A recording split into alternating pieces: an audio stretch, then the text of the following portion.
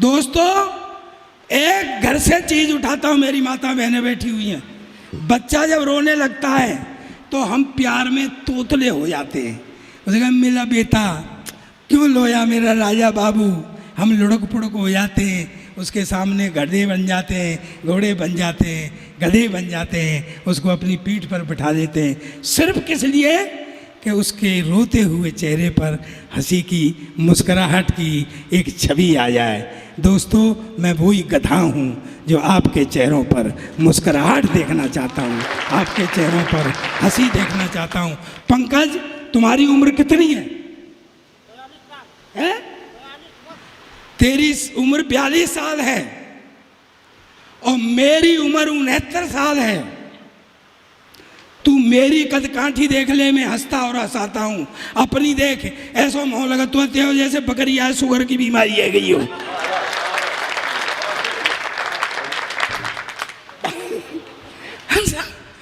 हंसो, हंसाओ, मस्त रहो। तमाम 100 बीमारियों की एक दवा है हंसना।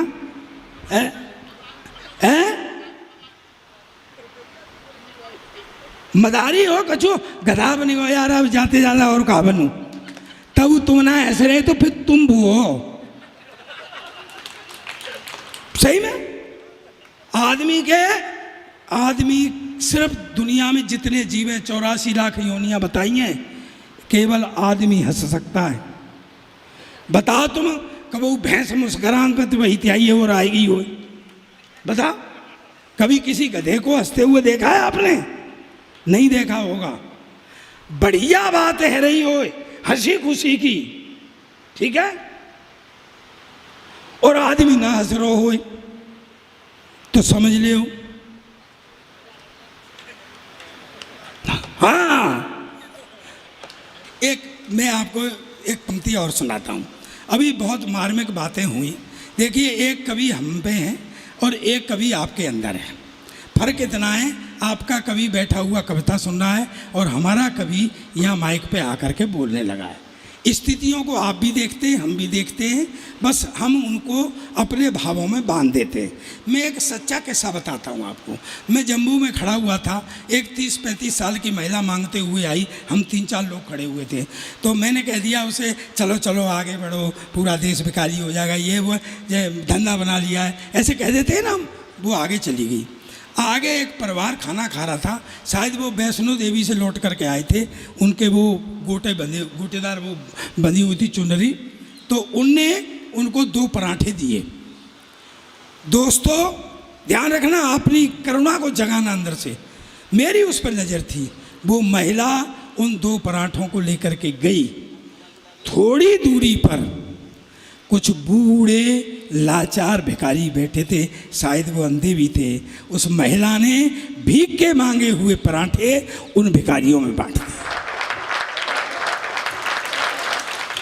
दोस्तों, मेरा दिल रो गया कि मुझसे कुछ लेने की अधिकारिणी थी, लेकिन मैं उसको कुछ दे नहीं सका। मैंने 4 पंक्ति लिखी, आप तक करुणा पहुंच जाए तो पूरा सदन मुझे आशीर्वाद से बताना। सुना करणपाल सिंह जी कि मैं पैसे का पुजारी हूं, वो रास्ते का भिखारी है। मैं पैसे का पुजारी हूं, वो रास्ते का भिखारी है। हिकारत से उसे देखूं तो लम्हा डांट देता है। लम्हा कहते हैं टाइम को, और टाइम वो शय है दोस्तों कि एक झटके में मुझे भिखारी की जगह और भिखारी को मेरी जगह कर सकता है। क्या हो, मैं पैसे का पुजारी हूं, वो रास्ते का भिखारी है। हिकारत से उसे देखूं तो लम्हा डांट देता है। मेरी कमजरफियां उसकी अदा से हार जाती हैं। क्या अदा थी उसकी? भीख के पराठे बांट दिए उसने कि मेरी कमजरफियां उसकी अदा से हार जाती हैं। वो रोटी मांग कर लाता है, सब में बांट देता है। वो रोटी मांग कर लाता है, सब में बांट देता है। मैं अपने तेवर की, जो मेरा असली तेवर है, वो 4 पंक्तियां पढ़ता हूँ। आप तक बात पहुँच जाए तो मैं देना। एक मेरे बेटे, मेरे भाई ने, मेरा शिष्य भी है, मेरा भतीजा भी है, उसने बहुत बढ़िया बात कही। दोस्तों, हम पैदा करते हैं ऐसी बेटियां जो विदेशों में जा कर के देश का नाम ऊंचा करती हैं। गोल्ड मेडल लिया है हमारी मलिक ने। दोस्तों, इससे बड़े फख्र का दिन हमारे देश के लिए और हमारे लिए कभी नहीं हो सकता। आप जोरदार तालियां उस बेटी के लिए बजाएं जिससे कि उस तक आशीर्वाद पहुंचे और परमात्मा मेरे समाज को, मेरे देश को ऐसी बेटियां देता रहे। मैं अपने तेवर की 4 पंक्तियां पढ़ के अपनी बात का समापन करता हूं कि वफा ईमान की बातें किताबों में ही मिलती हैं। सुनना ध्यान से, मैं मांगता हूं ईश्वर से, हे ईश्वर मुझे जो मांग रहा हूं वो देना। और आपको लगे कि सरदार सही मांग रहा है तो फिर एक हाथ खाली नहीं रहना चाहिए तालियों से। पहली बार तालियों के लिए कह रहा हूं। 1 मिनट बैठ जाइए, बैठ जाइए, बैठ जाइए। डॉक्टर साहब बैठो, बैठो, बैठो। तुम्हारा कोई बाल बांका नहीं कर सकता। जब बाल आते ही ना तो बांको करे होगा। वफा ईमान की बातें किताबों में ही मिलती हैं। समझने वाले समझना, वफा ईमान की बातें किताबों में ही मिलती हैं। भरोसा रोज मिलता है, भरोसा रोज डसता है। वफा ईमान की बातें किताबों में ही मिलती हैं। भरोसा रोज मिलता है, भरोसा रोज डसता है। जमी वो अन्न पैदा कर, वफा जो खून में बोले। भगत सिंह जैसे बेटों को वतन अब भी तरसता है। भगत सिंह जैसे बेटों को वतन अब भी तरसता है। बहुत अच्छा संचालन कर रहे हैं। बुआ बोली कि सुदीप संचालन तुम कर लो। मैंने कहा बुआ 4 महीने के बाद घर से निकले हम। 4 महीने घर में थे, 4 महीने से, और पूरा घर कोरोना पॉजिटिव। और उस 4 महीने में पूरा घर कोरोना पॉजिटिव होने के बाद 4 महीने लगातार घर में बैठे हुए हैं। बीवी आते जाते मुझे देख के बोलती है पता नहीं ये बीमारी कब जाएगी घर से। मुझे लगता है कि कोरोना के लिए बोल रही है कि मेरे लिए बोल रही है।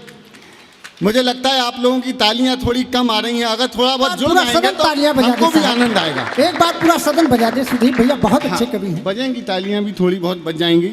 नहीं तो यहाँ तो ये मथुरा है, यहाँ तो या तो तालियां बज जाती हैं या कवि बज जाते हैं। बोलो कि राज जी महाराज की जय। बुआ जी बोली कि संचालन कर लो सुदीप। मैंने कहा बुआ नहीं, बुआ पीछे पड़ गई कि नहीं तुम्हें करना पड़ेगा संचालन। तो मैंने एक ही बात कही उनसे, मैंने कहा बुआ मैं वैसे ही संचालन करूंगा जैसी ममता बनर्जी स्कूटी चलाती। बुआ कहने लगी तू रहने दे, किससे कराएं। तो फिर पंकज जी को, प्रमोद पंकज जी को संचालन दिया। और ये संचालन ऐसे कर रहे हैं जैसे उत्तर प्रदेश की पुलिस वो XUV चला रही हो अपना। तो हालांकि पगड़ी वगड़ी पहने हैं, मुझे इनको देख के कांजी बड़े की फीलिंग आ रही है। कांजी बड़ा मिलेगा।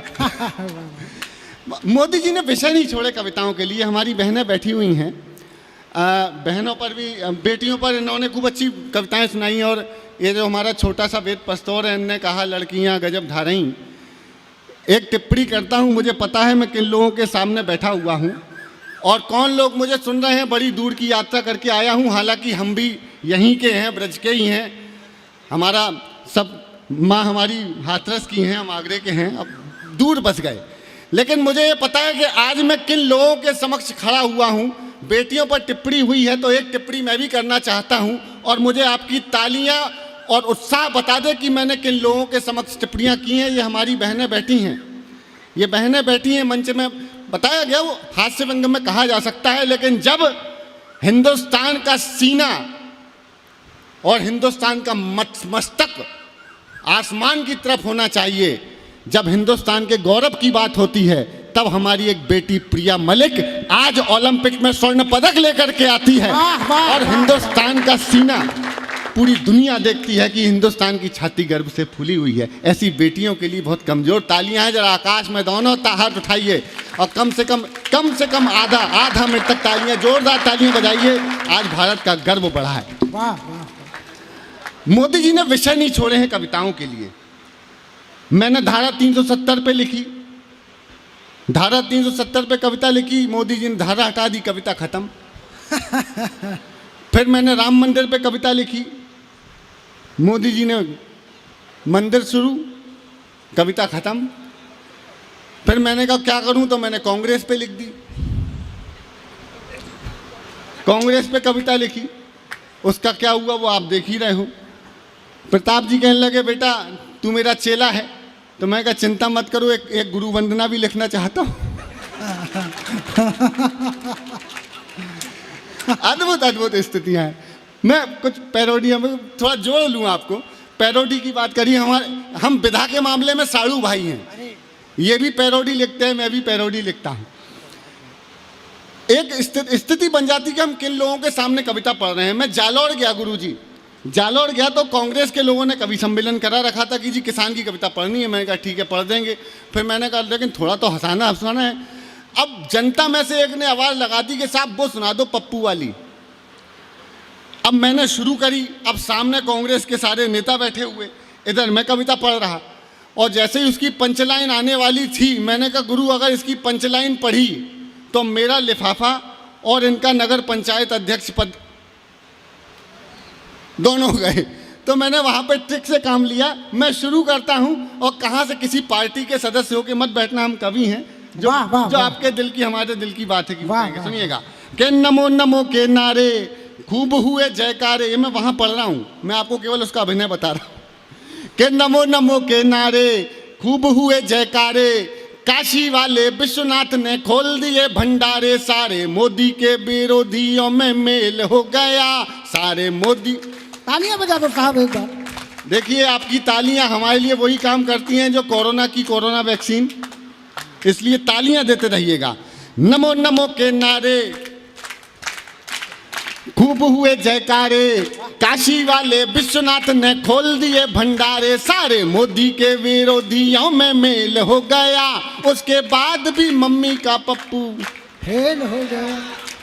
लेकिन मैंने नहीं बोला ये, मैंने कहा गुरु बोला तो मेरा लिफाफा तो गया, तो मैंने वहां पे चेंज किया। और पंकज भैया आपको सौंपता हूं, सुनना। के नमो नमो के नारे खूब हुए जयकारे, काशी वाले विश्वनाथ ने खोल दिए भंडारे, सारे मोदी के विरोधियों में मेल हो गया, उसके बाद भी 100 रुपया लीटर फेल हो गया। तो कविता भी पूरी हो गई, लोग समझ भी गए और लिफाफा तो आ ही गया है। मफतलाल जी को बहुत बहुत बधाई। मफतलाल जी ने हमें उठने के पहले लिफाफा जेब में डाल दिया। अब समझ में आया कि चौधरियों के मोहल्ले में आपने जो अर्थव्यवस्था है वो अग्रवाल जी को क्यों सौंप रखी है। हाँ, हालांकि हम मतलब केवल विज्ञापन में ही आए हैं। बहुत बढ़िया।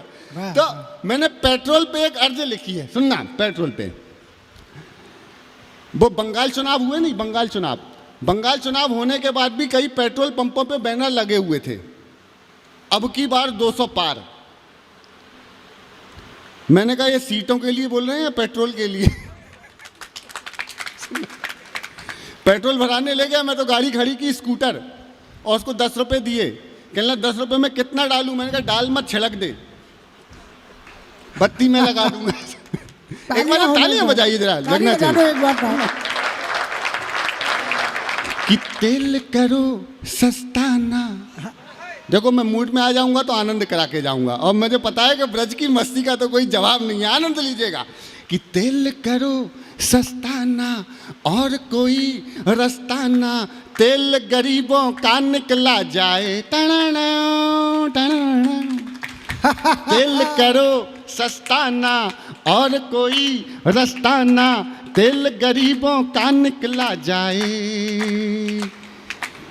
कानों में डालो तेल जरा सा, धक धक धड़कता दिल है डरा सा। कानों में डालो वाह वाह तेल जरा सा, धक धक धड़कता दिल है डरा सा। पंप देख कर धड़कन रुक जाए।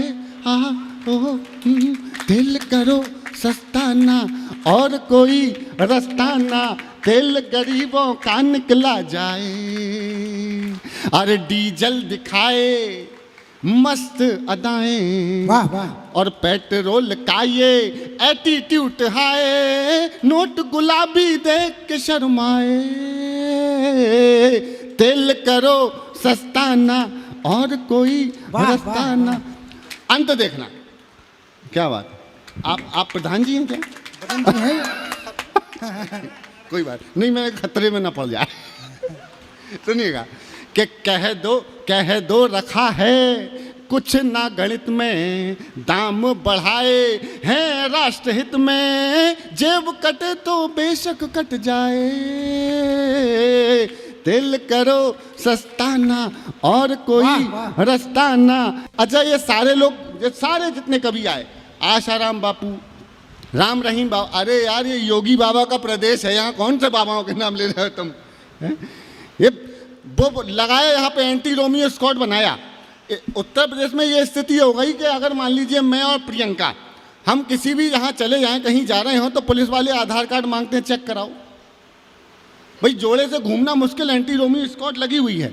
एक प्रेमी जोड़ा घूम रहा था, तो पुलिस ने पकड़ लिया और दोनों के आधार कार्ड चेक किए, आधार कार्ड मिले नहीं तो प्रेमी को उठाया और हवालात में बंद कर दिया। दिन भर तो कूटा, रात को बेचारा अर्ध बेहोशी में लेटा हुआ थाना हवालात में, मच्छर खा रहे। रात के 2:30 बजे उसने गाना शुरू कर दिया। सुनना, पिटा हुआ आशिक क्या गा रहा है?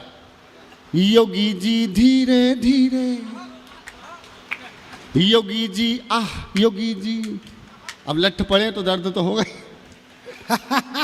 तुम लोग बजाओ यार ताली वाली। ताली क्या बजा दो भैया एक बार। कि योगी जी धीरे धीरे, योगी जी आह योगी जी। अच्छा, इसमें एक काम करना, एक बार आह और एक बार ओह आप लोग को बोलना है, मुझे फीलिंग आने लगेगी। कि योगी जी धीरे धीरे, योगी जी आह योगी जी, नहीं हम झांझ मजीरे, योगी जी आह योगी जी। हो ऐसी हुई पूजा बदन सारा सूजा, और सीधी ना होवे कमरिया रे, योगी जी धीरे धीरे, योगी जी नहीं हम झांझ मजीरे। अच्छा, वो कुछ लोग पुलिस पर पत्थर मार रहे थे वो एनआरसी के समय, तो उसको आगे बढ़ाया मैंने, उनको भी बंद किया। तो वो क्या गा रहे थे? हो काहे मैंने रे पत्थर मारियो, हमें मोर सा नचा दिया आ रा रा रा रा, और पंजीरी खूब बटी रे, योगी जी आह योगी जी, बड़ी ही तेज पड़ी रे, योगी जी आह योगी जी। हो ऐसी पड़ी लठिया के भावे ना खटिया, और कर दीनी मैली चदरिया रे, योगी जी धीरे धीरे, योगी जी आह योगी जी, नहीं हम झांझ मजीरे, योगी जी आह योगी। उत्तर प्रदेश चुनाव की बात हुई तो अखिलेश यादव जी में और माया बुआ में गठबंधन हुआ था। तो गठबंधन से लेकर चुनाव परिणाम तक की पैरोडी मैंने लिखी थी, वो मैं आपको सुनाता हूँ, सुनिएगा। अखिलेश जी ने गाना गाया। क्या गाया? ये मैं उन सबके सामने सुना के इटावा में आ चुका हूँ, इसलिए आनंद से सुनना, और जब मुझे पता लगे कि आप तक पहुँच रही है बात, सुनिएगा। अखिलेश जी गठबंधन बना रहे हैं कि बुआ के साथ साथ पिताजी संग संग, बुआ के साथ साथ पिताजी संग संग, ओ हाथी चल बुआ को लेके साथ चल, तू जरा खुल जाइए, कि बुआ को लेके साथ चल, तू चला ले मेरी साइकिल तू, ओ हाथी चल। अरे यूपी का मौसम है बड़ा सुहाना, गठबंधन का गाए जाता राना, हो आजम चाचा बाहर मत आ जाना, पहन कर गॉगल, ओ हाथी चल। अब गठबंधन फेल, 5 सीटें बताई थी आपने, तो क्या गाया कि महागठबंधन रास न आया है,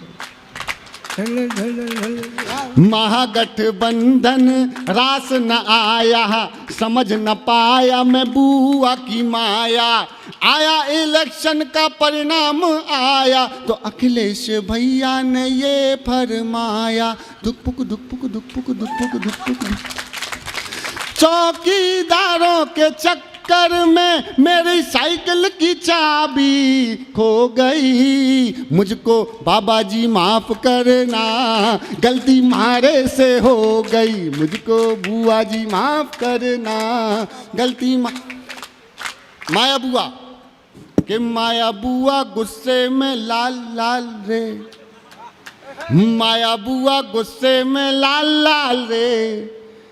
और योगी पूछे कैसन वा हाल चाल रे, माया बुआ गुस्से में लाल लाल रे। योगी पूछे कैसन वा हाल चाल रे, के चाचा से रूठा हुआ था भतीजा, और बुआ को देखा तो दिल था पसीजा, दिल था पसीजा। अब जीजा सारे नौचत हैं बाल बाल। और योगी पूछे कैसन वा, जरा एक बार मिलकर के तालियां बजाइएगा। वो अपने मतलब देखिए, दो प्रकार की प्रजातियां हैं। एक तो मोदी जी के प्रशंसक जिनको मोदी भक्त कहा जाता है, और इधर कांग्रेसियों के भी समर्थक हैं। और राहुल बाबा का तो कहना ही क्या, वो मोदी जी का एक बहुत बड़ा समर्थक था, बहुत बड़ा भक्त था, तो उसने एक मैटरनिटी हॉस्पिटल खोला, नर्सिंग होम। वाह वाह। जच्चा बच्चा अस्पताल, और ऑपरेशन थिएटर के सामने लिखवा दिया। देखिए भक्ति की पराकाष्ठा। जच्चा बच्चा अस्पताल खोला और ऑपरेशन थिएटर के बाहर लिखवा दिया, आएगा तो मोदी ही। और वहीं राहुल बाबा साउथ में गए, दक्षिण भारत में गए, उन्होंने बयान दिया, बाकायदा आप देख लीजिएगा, बयान दिया। और बयान में क्या कहा कि उत्तर भारत के लोग अमैच्योर होते हैं। वाह। उनमें मैच्योरिटी नहीं होती। तो वहीं पर एक खड़े हुए थे साउथ इंडियन, कहने लगे ये कहाँ से आया है, कहने लगे ये उत्तर भारत से आया। कहने लगे हाँ। आदरणीय मंच, मेरा सौभाग्य है, मैं मथुरा जैसी पावन धरती पर मेरा काव्य पाठ है। जिन्होंने मुझे बुलाया उनको सादर प्रणाम। मैं 4 लाइनें प्रधान के बारे में कहूँगा, जो नए नए प्रधान बने हैं। अब वो क्या कह रहे हैं, काय मर जाएगा, काय मर जाएगा, उस सरपंची के चुनाव को खर्चा घर बेच के चुकाएगा। तालियां हो जाए साहब, बहुत जोरदार करता है। वाह वाह। मर जाएगा और सरपंची के चुनाव को खर्चा घर बेच के चुकाएगा। वो भारी लागत लगाई थी चुनाव में, भारी लागत लगाई थी चुनाव में, देसी की जगह अंग्रेजी बंटवाई थी गांव में। वाह वाह। की उधारी तुम्हारे बाप चुकाएगा। और हम अपनी कविता पे खुद ही तारी बजाएंगे, बजाओ जोरदार तालियां। पेड़ की पंचवर्षी में बेकट पैसा लुट गो, पेड़ की पंचवर्षी में बेकट पैसा लुट गो। और साइकिल को सरपंच सफारी से सुट गो। वाह वाह वाह। साइकिल को सरपंच सफारी से सुट गो। ओ पैसा ना खाए, अरे पैसा ना खाए, सो हम तुम्हें खाएगा। ओ काय मर जाएगा, ठोको दद्दा तारे। अब जो प्रधान नए युवक बनना चाह रहे हैं वो कैसे फड़फड़ा रहे हैं, उनके लिए भी हमारे गांव को पप्पू, हमारे गांव को पप्पू प्रधानी को खूब ही फरफरा रहा। हमारे गांव को पप्पू प्रधानी को खूब ही फरफरा रहा। और दो उठे नैया, दो उठे नैया, पप्पू युवा नेता को आ रहा। दो उठे नैया, पप्पू युवा नेता को आ रहा। और उनके दद्दा फरक रहे साइकिल से, अरे उनके दद्दा फरक रहे साइकिल से, पप्पू बुलेट चला रहा। और हमारे गांव को पप्पू प्रधानी को खूब ही फरफरा रहा।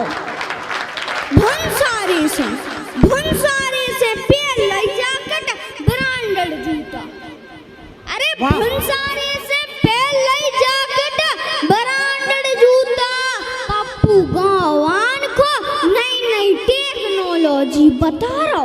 वाह वाह। पप्पू गांवान को नई नई टेक्नोलॉजी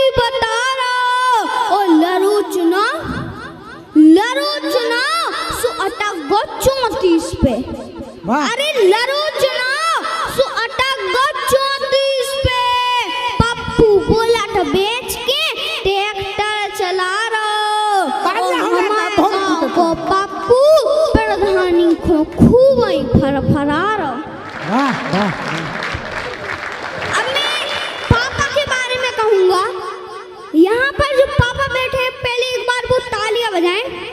ठोक दो ताली एक बार।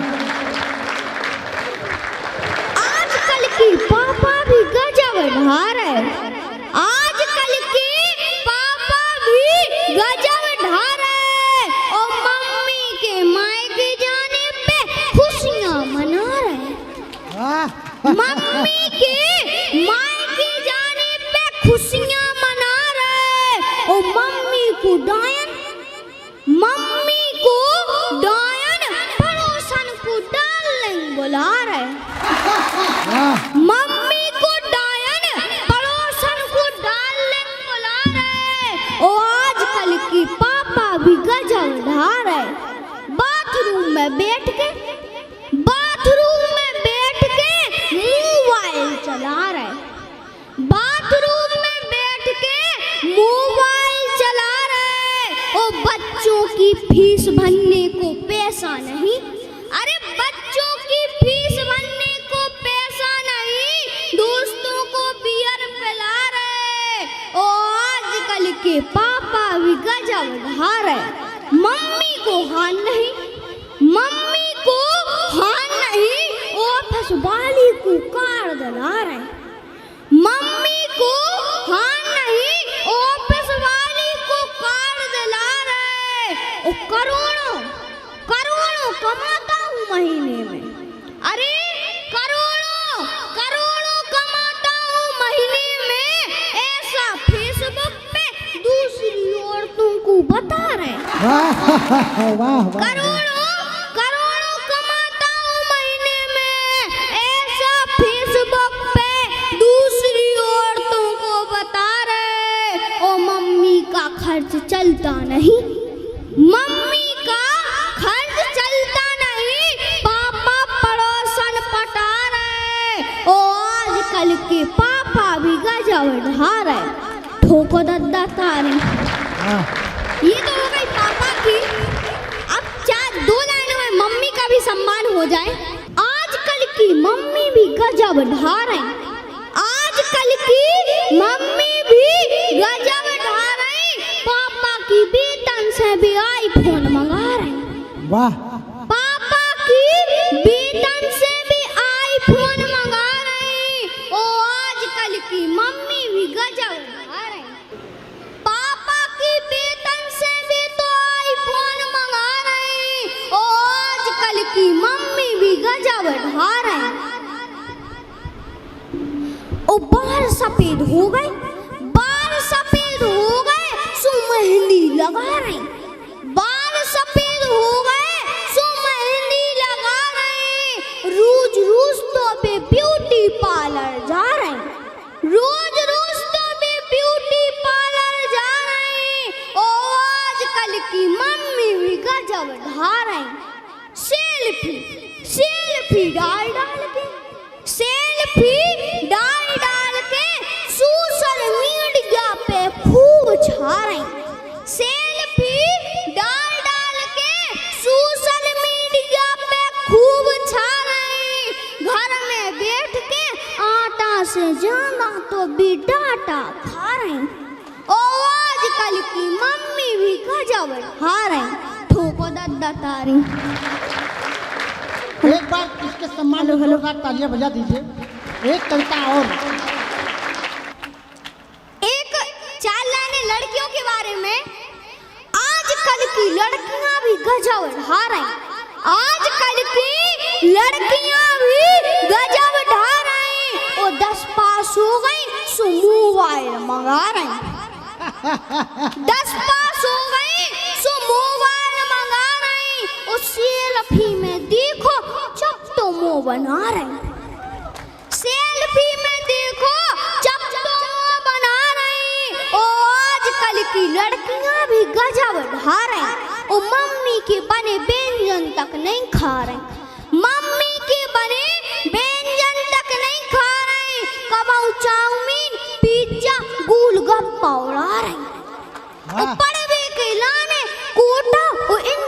जा रही, पड़वे के लाने तो कोटा और इंदौर जा रहे, और सूरदास की आंखन में भी काजल लगा रहे। ठोको दद्दा तारू, ठोको दद्दा तारू। एक जाट की शादी नहीं हो रही थी। अच्छा, इसमें कोई बुरी बात थोड़ा ही है, कई बार मेरी नहीं हुई। कई बार क्या, एक बार भी नहीं हुई? नहीं, एक बार भी नहीं, सचमुच नहीं हुई। एक तो मैं जाट, दूसरे में कवि हो गया। उन्होंने कहा कि वो तो सचमुच, मैं प्रोफेसर बन के गया मुजफ्फरनगर पहले बार, तो वहाँ जाटों का इलाका, पूरा मुजफ्फरनगर जाटों का है। तो जो आता था वो ये सोचता था कि ये अब तक शादी क्यों। मैं 23 साल की उम्र में प्रोफेसर हो गया था, तो तभी मुझे किसी ने याद दिलाया कि ये भोली कौम है। मैं उस पर एक बात बता रहा हूँ आपको, फिर कविताएं सुनाऊंगा। एक जाट की शादी नहीं हो रही थी, तो दोस्तों ने कहा भाई तो ऐसा कर, देवी की पूजा कर। जाट बोला अगर मैं देवी की पूजा करता तो मैं जाट होता, अग्रवाल नहीं होता, शर्मा नहीं होता। जाट नहीं करते देवी की पूजा। तो उससे अगली सलाह दे दी कि हनुमान जी की कर ले। जाट छुटते ही बोला उसकी तो खुद नहीं हुई थी। लेकिन उसे समझाया, जाट तो भोला भाला, बहुत भोला। कितना भोला, मैं आप सबूत सुनना चाहो तो सबूत दे सकता हूं। जब चौधरी चरण सिंह हिंदुस्तान के प्रधानमंत्री बने, तो हमारे मेरठ के, मुजफ्फरनगर के जाटों ने दिल्ली में कनॉट प्लेस में गुड़ बांटा। गुड़ बांटते फिरे चौधरी के, लाली मुंह मीठा करो, लाला मुंह मीठा करो। लोगों ने पूछा जी क्या हो गया? बोले घनी बड़ी बात हो गई, मुंह मीठा करो। बोले जी हुआ क्या? होना के था, घनी बड़ी बात हो गई, आज हमारा चौधरी चरण सिंह इंदिरा गांधी हो गया। तो भोली कौन, भोलापन, भोलेपन में ऐसे ही बोलते हैं। हनुमान जी की पूजा करने के लिए पंडित जी ने समझाया तो मान गया, लेकिन इस शर्त पे माना कि पंडित जी आप साथ चलोगे पूजा कराने।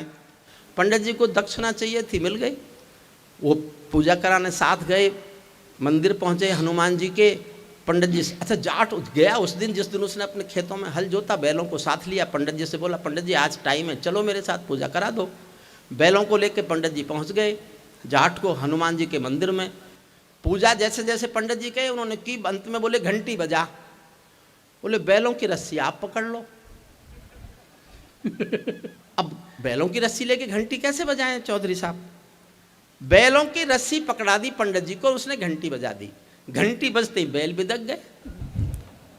बैल बिदक कर भागे तो बैलों की रस्सी का फंदा पंडित जी के हाथ में फंस गया। अब आनंद लेना, पूरा सदन ठहाके लगाना। ये अरे साहब मेरी तो हुई नहीं तो मुझे क्यों पहना रहे हो? इसी चक्कर में कि यही सही। आनंद लेना साहब, आपको लगे जोरदार ठहाका आपके भीतर से आनंद प्रकट होता है तो पूरा सदन आनंद ले। मैं इनको इसलिए बता रहा हूँ ये कि जो ये प्रभाव डाल गए बहुत अच्छा अच्छा पढ़ के, मैं इस प्रभाव को नष्ट करना चाहता हूँ।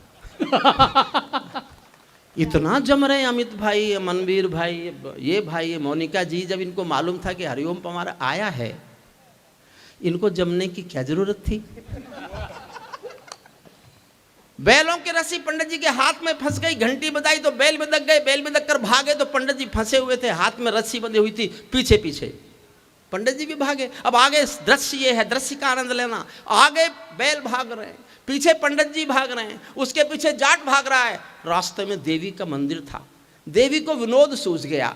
देवी बोली पंडित जी कहाँ भागे जा रहे हो सुबह सुबह? पंडित जी बोले देवी आज तक तूने बनियों का, ब्राह्मणों का ब्याह कराया होगा, जब किसी जाट का कराएगी ना तो पता चलेगा कितना भागना पड़ता है। बहुत अच्छे। ये मेरा कविता पाठ नहीं था, मैं ये देख रहा था कि मैं 11 महीने बाद बोल सकता हूँ कि नहीं बोल सकता। एक आसान कविता सुनिए। देखिए मैं कुछ सुनाने आया हूँ और सचमुच मुफद्दलाल जी और मनवीर आपसे माफ़ी चाहता हूँ। मुझे पता होता कि आप ऐसे पवित्र कार्यक्रम में ले जा रहे हैं, तो मैं आपसे कम से कम वो शर्तें तो नहीं लगाता जो गलती से मेरे से लग जाती हैं। मैं भी गीत सुना सकता हूँ शबनम के अभिनंदन के, जुड़ना मुझसे एक साथ। मैं भी गीत सुना सकता हूँ शबनम के अभिनंदन के, मैं भी ताज पहन सकता हूँ नंदन वन के चंदन के, लेकिन जब तक संसद पगडंडी से संसद तक कोलाहल है, तब तक केवल गीत लिखूंगा जनगण मन के क्रंदन के, तब तक केवल गीत लिखूंगा।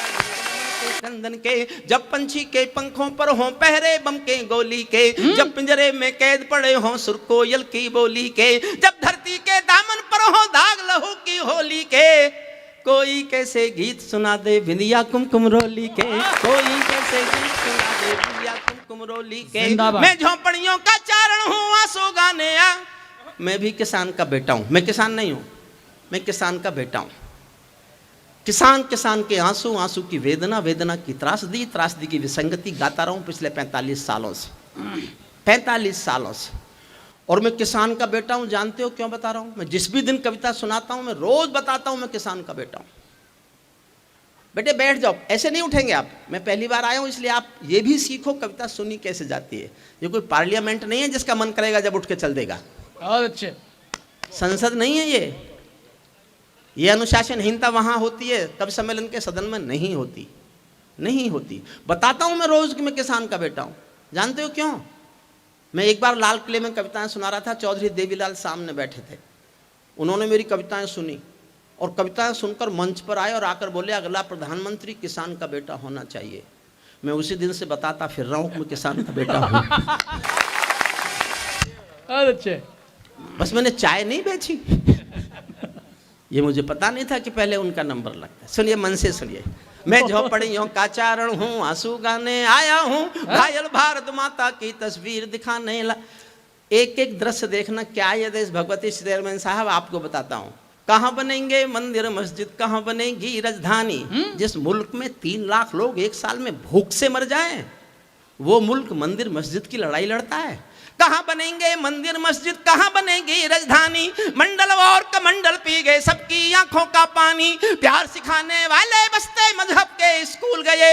इस दुर्घटना में हम अपना देश बनाना भूल गए। कहीं बमों की गर्म हवा है और कहीं त्रिशूल जले। सौंचरैया सूली टंग गई, पंछी गाना भूल चले। आँख खुली तो पूरा भारत नाखूनों से त्रस्त मिला। जिसको जिम्मेदारी दी वो घर भरने में व्यस्त मिला। जिसको जिम्मेदारी दी वो घर भरने। क्या ये ही सपना देखा था भगत सिंह की फांसी ने। जागो राजघाट के गांधी तुम्हें जगाने आया हूँ, घायल भारत माता की तस्वीर दिखा। 6 लाइन और पढ़ता हूँ। छठी पंक्ति आपके दिल में तीर की तरह चुभ जाए तो तालियां उठाना। छठी पंक्ति एक लाइन गाने के लिए मैंने 5 लाइन जोड़ी हैं। अंधकार, हरिओम पवार कवि का नाम नहीं है, एक आग का नाम है हरिओम पवार। उस आग का नाम हरिओम पवार है जिसको छूओगे तो जलोगे भी तुम, और छू नहीं सके तो छूने के लिए तरसोगे भी तुम। छठी पंक्ति दिलों में तीर की तरह चुभे तो आपकी तालियां आसमान तक उठना चाहिए। मैं अपने छोटे भाइयों के, उनके ओज की कविताओं के लिए, मनवीर हों चाहे अमित हों, उनको बहुत प्यार से समर्पित करता हूँ। अंधकारों में समा गए जो तूफानों के बीच जले। अंधकारों में समा गए जो तूफानों के बीच जले। मंजिल उनको मिली कभी जो 4 कदम भी नहीं चले। क्रांति कथानक कौन पड़े हैं गुमनामी की बाहों में। गुंडे कसकर तने खड़े हैं राजमहल की राहों में। यहाँ शहीदों की पावन गाथाओं को अपमान मिला। डाकू ने खादी पहनी तो संसद में सम्मान मिला। डाकू ने खादी पहनी तो। और साहब मैंने कभी कल्पना भी नहीं की थी कि ग्रामीण अंचल के लोग इस तरह से कविता को प्यार कर सकते हैं, कविता को सुन सकते हैं। और मैं एक बात बिना कहीं चला जाऊंगा तो मेरे मन पे बोझ रहेगा। मैं 25 साल लाल किले गया हूं कविताएं सुनाने, 25 साल। लेकिन जिस मन से आपके विद्यालय में आपने कविताएं सुनी हैं या सब छोटे भाइयों को सुना है, मुझे सुन रहे हैं, मैं 25 साल के लाल किले के 25 कवि सम्मेलन आपके इस एक कवि सम्मेलन पर न्योछावर करने की घोषणा करता हूं। मैं तो ये सोच रहा था 11 महीने से कमाया नहीं है, चलो पैसे मिल रहे हैं, चुपचाप ले आओ, कोई सुनो मत सुनो। और आप जब तक सुनते रहेंगे मैं सुनाता रहूंगा, ये आपको वचन देता हूं। बस आप जुड़ के सुन लीजिए। मुझमें आप ना कोई राजनीतिक पार्टी देख सकते हैं, मुझमें आपको सिर्फ और सिर्फ देश दिखाई देगा, सिर्फ देश। अंधकारों में समा गए जो तूफानों के बीच जले, मंजिल उनको मिली कभी जो 4 कदम भी नहीं चले। क्रांति कथानक गौन पड़े हैं गुमनामी की बाहों में, गुंडे तस्कर तने खड़े हैं राजमहल की राहों में। यहाँ शहीदों की पावन गाथाओं को अपमान मिला, डाकुओं ने खादी पहनी तो संसद में सम्मान मिला। राजनीति में लौह पुरुष जैसा सरदार नहीं मिलता, लाल बहादुर जी जैसा कोई किरदार नहीं मिलता।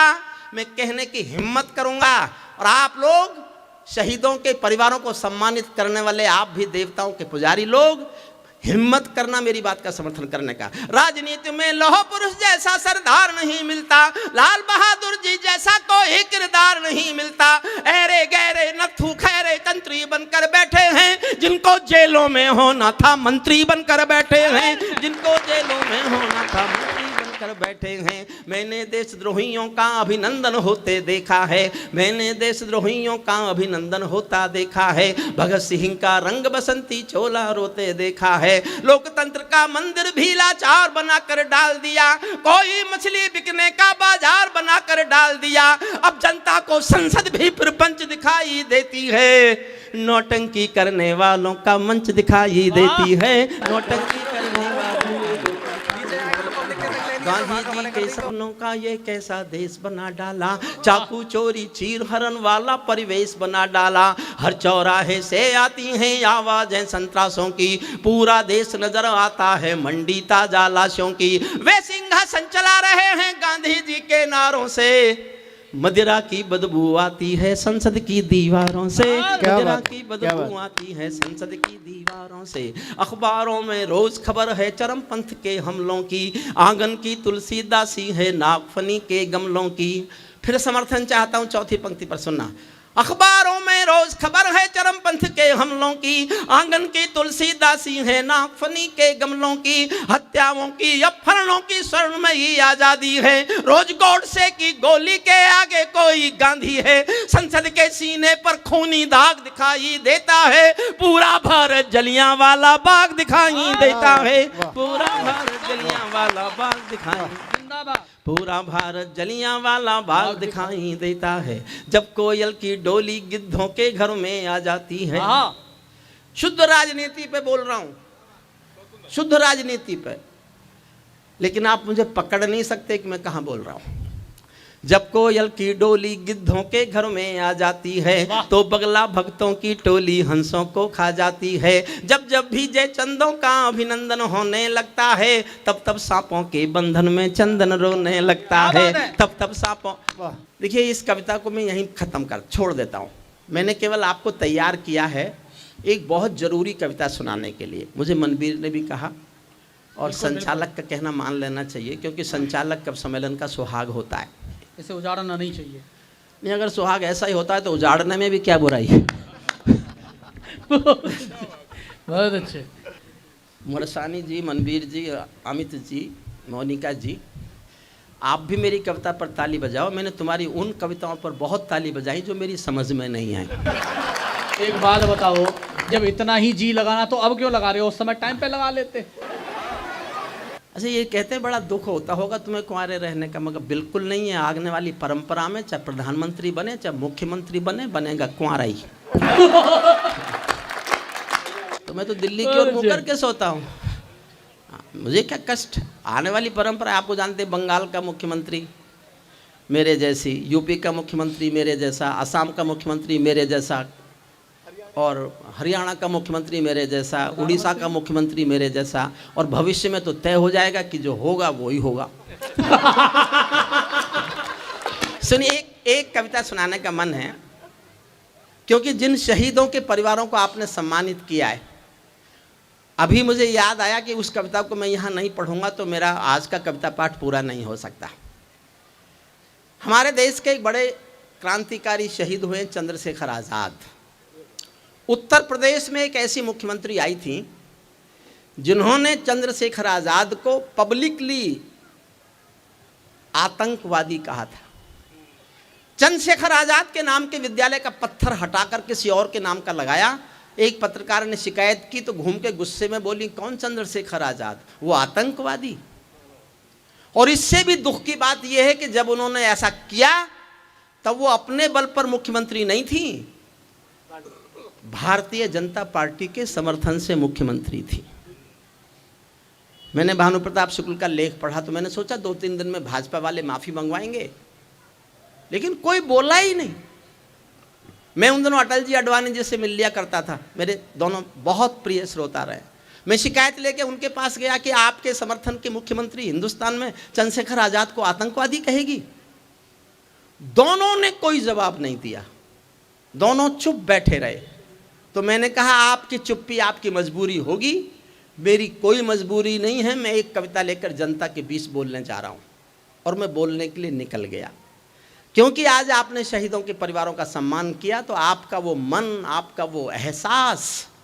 तो मैंने एक कविता लिखी, और केवल इसलिए लिखी कि मैं देश की राजनीति से अनुरोध करता हूँ, आप मत करो शहीदों का सम्मान, कम से कम उनका अपमान करने की हिम्मत मत करो, उनका अपमान मत करो।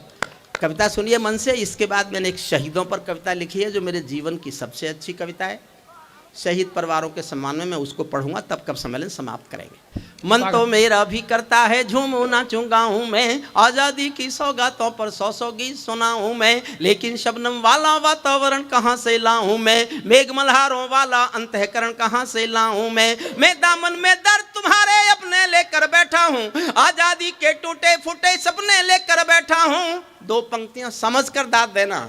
मैं दामन में दर्द तुम्हारे अपने लेकर बैठा हूँ, आजादी के टूटे फूटे सपने लेकर बैठा हूँ। घाव जिन्होंने भारत माता को गहरे दे रखे हैं, उन लोगों को जैड़ सुरक्षा के पहरे दे रखे हैं, उन लोगों को जैड़ सुरक्षा के पहरे दे रखे हैं, जो भारत को बर्बादी की हद तक लाने वाले हैं, वे ही स्वर्ण जयंती का पैगाम सुनाने वाले हैं। यहाँ से कविता शुरू करता हूँ। आजादी लाने वालों का तिरस्कार तड़फाता है, आजादी लाने वालों का तिरस्कार तड़फाता है, बलिदानी पत्थर पर थूका बार बार तड़फाता है, इंकलाब की बलबेदी भी जिससे गौरव पाती है। आजादी में उस शेखर को भी गाली दी जाती है, आजादी में उस शेखर को भी गाली दी जाती है। मैं दिनकर की परंपरा का चारण हूँ, भूषण की शैली का अल्प उदाहरण हूँ, इसीलिए मैं दरबारों के गीत नहीं गा सकता हूँ, मैं पीड़ा की चीखों में संगीत नहीं ला सकता हूँ, मैं पीड़ा की चीखों में संगीत। ध्यान देना, मैं तो रोया था लिखते समय, आपको कैसा लगेगा मैं नहीं जानता। इससे बढ़कर और शर्म की बात नहीं हो सकती थी, इससे बढ़कर और शर्म की बात नहीं हो सकती थी, आजादी के परवानों पर घात नहीं हो सकती थी। कोई बलिदानी शेखर को आतंकी कह जाता है, पत्थर पर से नाम हटाकर कुर्सी पर रह जाता है, पत्थर पर। सलूट करता हूँ सवाल, वाह वाह वाह। मेरे प्रणाम पहुंचे आप तक। ग्रामीण अंचल में महानगर से अच्छे पहली बार ये महसूस हुआ कि महानगरों में केवल धन कविता सुनता है और इन ग्रामीण अंचलों में मन कविता सुनता है। ये एहसास लेकर जा रहा हूँ आपके पास। बहुत बहुत बहुत अनुभूति मेरी। मनवीर, तुझे छोटे भाई को बहुत बहुत साधुवाद कि मुझे जिद करके यहाँ ले आया, जिद करके ले आया। इससे बढ़कर और शर्म की बात नहीं हो सकती थी, आज़ादी के परवानों पर घात नहीं हो सकती थी। कोई बलिदानी शेखर को आतंकी कह जाता है, पत्थर पर से नाम हटाकर कुर्सी पर रह जाता है। गाली की भी कोई सीमा है, कोई मर्यादा है, ये घटना तो देशद्रोह की परिभाषा से ज्यादा है। मेरी आंखों में पानी है, सीने में चिंगारी है, राजनीति ने कुर्बानी के दिल पर ठोकर मारी है। सारे वतन पुरोधा चुप थे, कोई कहीं नहीं बोला, लेकिन कोई ये ना समझे कोई खून नहीं खौला। सुनकर बलिदानी बेटों का धीरज डोल गया होगा, मंगल पांडे फिर शोणित की भाषा भूल गया होगा। मंगल पांडे, वाह। कविता का सौंदर्य ये है, जब गाली मिली होगी चंद्रशेखर आजाद को, शहीदों की आत्मा ने सुनी होगी, उन शहीदों की आत्मा पर क्या गुजरी, ये कविता का सौंदर्य बोध है। आपका बहुत प्यार मांगता हूं सुनने। कोई सारे वतन पुरोधा चुप थे, कोई कहीं नहीं बोला, लेकिन कोई ये ना समझे कोई खून नहीं खौला। सुनकर बलिदानी बेटों का धीरज डोल गया होगा, मंगल पांडे फिर शोणित की भाषा बोल गया होगा। सुनकर हिंद महासागर की लहरें तड़प गई होंगी, शायद बिस्मिल की गजलों की बहरें तड़प गई होंगी। नील गगन में कोई पुच्छल तारा टूट गया होगा, अशफाकुल्लाह की आंखों में लावा फूट गया होगा। अशफाकुल्लाह की आंखों में लावा फूट गया होगा, भारत भू पर मरने वाला टोला भी रोया होगा, इंकलाब का रंग बसंती चोला भी रोया होगा, चुपके चुपके रोया होगा संगम तीरथ का पानी, आंसू आंसू रोई होगी धरती की चूनरधानी, एक समंदर रोई होगी भगत सिंह की कुर्बानी। क्या यही सुनने की खातिर फांसी झूले सेनानी, क्या यही सुनने की खातिर फांसी। और साहब जब बताई दिया कि मैं जाट कुल में पैदा हुआ हूँ, तो जाटों को गुस्सा बहुत आता है बिना बात, क्योंकि वो दिमाग से नहीं दिल से काम लेते हैं। दुनिया में सारी बीमारी इसलिए है कि लोगों के दिलों में दिमाग आ गया। अगर लोगों के दिमाग में दिल पहुंच जाए तो सारे संसार की समस्या। क्या बात है। क्रोध मुझे भी आता है, मुझे भी आया था। इस घटना को सुनकर मुझे बहुत क्रोध आया था। मैं उस क्रोध को कैसे दिखा सका? अगर आपको लगे कि इस जाट कुल के किसी बेटे को ये क्रोध ऐसे ही दिखाना चाहिए था, तो मैं ऐसी तालियां सुनना चाहता हूं जो मुझे याद रहें। 11 महीने से तालियां नहीं सुनी हैं, मैं अगले 11 महीने तक आपकी तालियों की गूंज अपने कान में महसूस करता रहूं। इतना प्यार चाहता हूं। 4 लाइन सुनना। चुपके चुपके रोया होगा संगम तीरथ का पानी, आंसू आंसू रोई होगी धरती की चूनरधानी, एक समंदर रोई होगी भगत सिंह की कुर्बानी, क्या यही सुनने की खातिर फांसी झूले सेनानी। जहां मरे आजाद पार्क के पत्ते खड़क गए होंगे, जहां मरे आजाद पार्क के पत्ते खड़क गए होंगे, शायद शेखर बाजू जी के, शायद तब शेखर जी के भी बाजू फड़क गए होंगे। पल दो पल को शायद उनकी निदिया भाग गई होगी, पल दो पल को शायद उनकी निदिया भाग गई होगी, फिर पिस्तौल उठा लेने की इच्छा जाग गई होगी, फिर पिस्तौल। एक बार दोनों हाथ ठकर तालियों के साथ एक बार। क्या बात।